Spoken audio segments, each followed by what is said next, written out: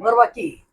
কইতেছে ওরা গরবা কোন নবুঝস নি নবুঝস হ্যাঁ নবুঝি গরবা হইলো মেহমান ও আচ্ছা।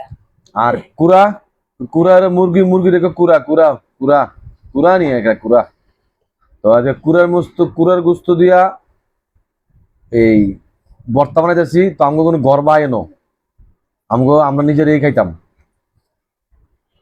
আগে দেশ গ্রামে এই কুরা জব করতো হইলো গরবা আইলে মানে মেহমান আইলে কুরা জব করতো গরবা কত রাজকে শুনলাম আমি। দেশি মুরগার গোস্ত এই দেশি আঁশ তো আমরা আঁশ পাই আমকু তো আমরা গরবা কি বাস? আমরা কুরা কিনে আনছি বাজারতে তো কুরার গোস্ত দিয়া আজকে ভর্তা বানাইতেছি এটা এটা এটা তো ফকির নিয়ে এনো বইয়া ইয়াতে লবণ দিয়েছে না এই ফকির নিয়ে এখান থেকে ডাহে বুঝছেন নি এক ফকির নিয়ে আরেক ফকির নিয়ে